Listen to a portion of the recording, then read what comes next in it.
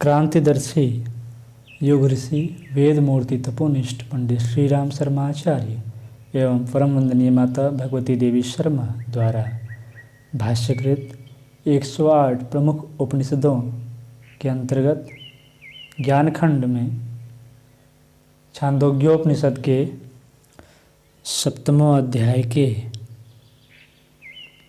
10, 11, 12, 13, 14 और 15 खंड का स्वाध्याय करेंगे।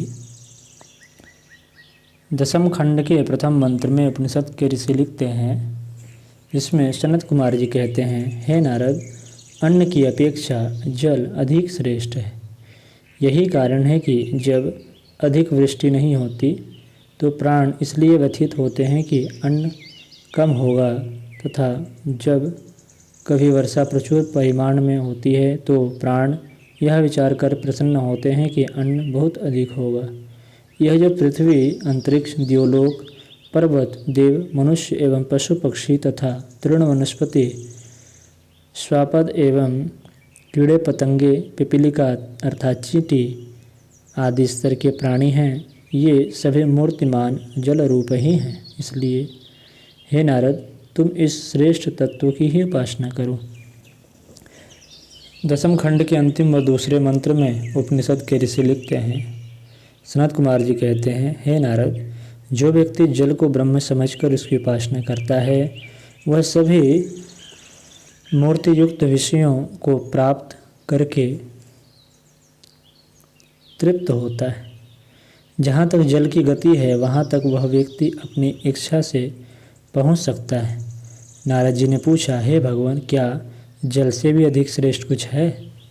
सनत कुमार जी ने कहा, हाँ, जल से भी श्रेष्ठ है। नारद जी ने कहा, हे भगवान, तब उसी श्रेष्ठ तत्व को मुझे बताने की कृपा करें। अब हम सभी 11 खंड का स्वाध्याय करेंगे। 11 खंड के प्रथम मंत्र में उपनिषद के ऋषि लिखते हैं, सनत कुमार जी कहते हैं, हे नारद, जल की अपेक्षा तेज अधिक श्रेष्ठ है। जिस समय यह वायु तत्व को निश्चल करके आकाश को चारों ओर से तप्त करता है, तब सभी कहते हैं कि गर्मी बहुत अधिक हो रही है, ताप बहुत बढ़ रहा है, अब वर्षा होगी। वह तेज ही सर्वप्रथम प्रकट होता है, तत्पश्चात जल की रचना करता है। तेज ऊर्ध्व एवं तिर्यक दिशा की ओर गमन करते हुए विद्युत के साथ गर्जना करता है। इस तेज से ही विद्युत प्रकट होती है, गर्जना होती है तथा प्रायः लोग कहते हैं कि वृष्टि होगी। चूँकि तेज सर्वप्रथम स्वयं प्रकट होकर जल की रचना करता है, इस कारण हे नारद, तुम तेज की ही उपासना करो।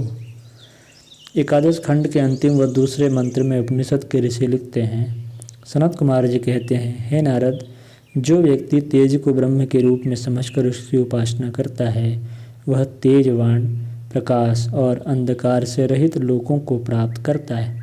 जहाँ तक तेज की गति है वहाँ तक उसकी स्वेच्छानुसार गति होती है। नारद जी ने पूछा, भगवान, तेज की अपेक्षा कुछ अन्य श्रेष्ठ है क्या? सनत कुमार ने कहा, हाँ है, इससे भी श्रेष्ठ है। तब हे भगवान, कृपा करके मुझे उसी श्रेष्ठ तत्व का उपदेश करें। अब हम सभी 12 खंड का स्वाध्याय करेंगे। 12 खंड के प्रथम मंत्र में उपनिषद के ऋषि लिखते हैं, सनत कुमार जी कहते हैं, हे नारद, तेज से भी अधिक उत्कृष्ट आकाश है। आकाश में ही सूर्य, चंद्रमा, विद्युत, नक्षत्र एवं अग्नि स्थित है। आकाश द्वारा ही हम आपस में एक दूसरे को बुलाते हैं, आकाश द्वारा ही श्रवण करते हैं, आकाश के माध्यम से ही प्रतिश्रवण करते हैं, आकाश में ही सभी क्रीड़ा करते हैं और नहीं भी करते हैं। सभी पदार्थों की उत्पत्ति आकाश में ही होती है तथा आकाश में ही जीव एवं अंकुर अभिवर्धित होते हैं। अतः हे नारद, तुम आकाश तत्व की ही उपासना करो। 12 खंड के अंतिम व दूसरे मंत्र में उपनिषद के ऋषि लिखते हैं, सनत कुमार जी कहते हैं, हे नारद, जो व्यक्ति आकाश को ही यही ब्रह्म है ऐसा मानकर उसकी उपासना करता है वह प्रकाशवान, आकाशवान, कष्ट रहित तथा अति विस्तृत लोकों को प्राप्त करता है। जिस क्षेत्र तक आकाश की सीमा है वहाँ तक उसकी स्वेच्छा से गति पहुँच हो जाती है। ऐसा सुनकर नारद जी ने प्रश्न किया, हे भगवान, क्या आकाश से भी श्रेष्ठ है? सनत कुमार ने कहा, हाँ है, आकाश से भी श्रेष्ठ है। नारद जी ने कहा, तो भगवान कृपा करके मुझे आप उसी तत्व का उपदेश करें। अब हम सभी त्रयोदश खंड का स्वाध्याय करेंगे। त्रयोदश खंड के प्रथम मंत्र में उपनिषद के ऋषि लिखते हैं, सनत कुमार जी कहते हैं, हे नारद, स्मरण आकाश से अधिक श्रेष्ठ है। इसी से जहाँ बहुत से व्यक्ति किसी स्थान विशेष पर बैठे हुए हों किंतु फिर भी स्मरण न करने पर वे सभी न कुछ सुन सकने में, न मनन कर सकने में और न ही कुछ विशेष जान सकने में समर्थ हो सकते हैं। जब वे सभी स्मरण करते हैं तभी वे सुन सकने में समर्थ हो सकते हैं, तभी मनन और विशेष जानकारी प्राप्त करने में समर्थ हो सकते हैं। स्मरण मात्र से ही मनुष्य अपने बच्चों और पशुओं को पहचानता है। इसलिए हे नारद, तुम स्मरण की उपासना करो।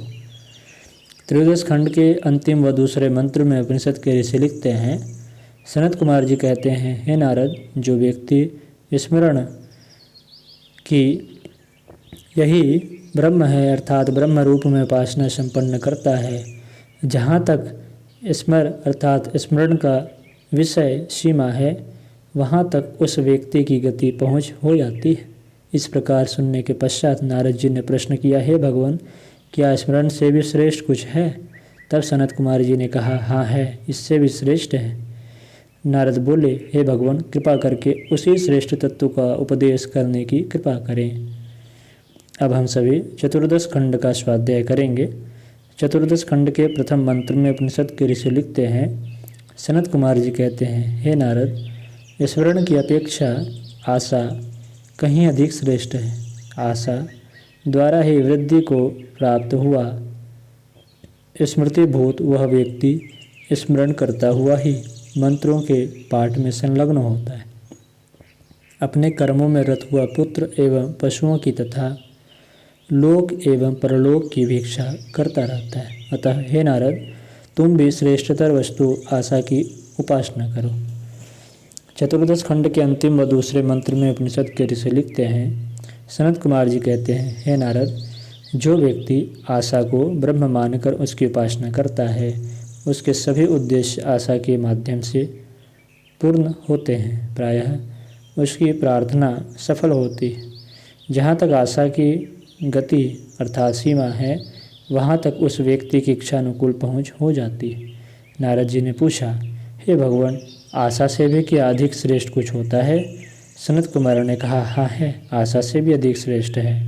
तब भगवान मुझे उसी श्रेष्ठ तत्व का उपदेश करें। अब हम सभी पंचदश खंड का स्वाध्याय करेंगे। पंचदश खंड के प्रथम मंत्र में उपनिषद के ऋषि लिखते हैं, सनत कुमार जी कहते हैं, हे नारद, प्राण आशा से अधिक श्रेष्ठ है। जिस तरह रथ के पहिए के केंद्र में अरे प्रतिष्ठित रहती है, ठीक उसी तरह प्राण तत्व में संपूर्ण विश्व समाहित है। प्राण अपनी ही शक्ति द्वारा प्रस्थान करता है। समाहित प्राण ही प्राण को प्रदान करता है तथा प्राण के लिए ही प्रदान करता है। प्राण ही पिता, प्राण ही माता, प्राण ही भाई, प्राण ही बहन, प्राण ही आचार्य तथा प्राण ही श्रेष्ठ ब्राह्मण है। दूसरे मंत्र में उपनिषद के ऋषि लिखते हैं, यदि कोई व्यक्ति अपने पिता, माता, भाई, बहन, आचार्य अथवा ब्राह्मण के प्रति अशिष्टतापूर्ण व्यवहार करता है तो उसको देखने एवं सुनने वाले उसे अपमानित करते हुए कहते हैं कि तुझे धिक्कार है, सचमुच ही तू अपने माता व पिता को मारने वाला है, भातृघाती है, बहन की हत्या करने वाला है, आचार्य का हरण करने वाला है और तू निश्चय ही ब्रह्म ज्ञाती है। तीसरे मंत्र में उपनिषद के ऋषि लिखते हैं, परंतु जिन लोगों के प्राण निकल गए हैं उन माता, पिता आदि समस्त परिवारजनों को यदि वह व्यक्ति शूल से संहृत कर एवं छिन्न भिन्न करके जला देता है अर्थात कपाल क्रिया आदि करता है, तो भी उसे कोई यह नहीं कहता कि तू पिता का हत्यारा, माता का हत्यारा, भाई का हत्यारा, बहन का हत्यारा एवं आचार्य का घात करने वाला है अथवा ब्रह्म का घाती है।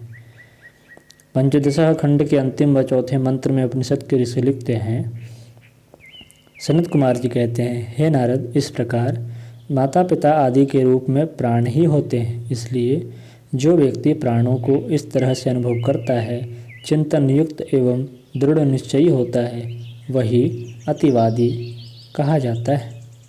यद्यपि कोई भी उसे अतिवादी कहे तो फिर उसे यह स्वीकार करना चाहिए कि वास्तव में मैं अतिवादी हूँ।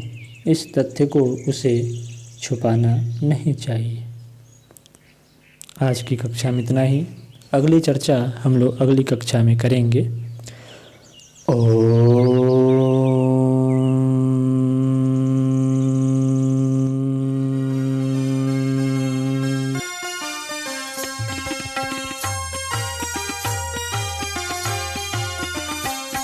चलो गुरुदेव के सपने सजाने की शपथ ले लें।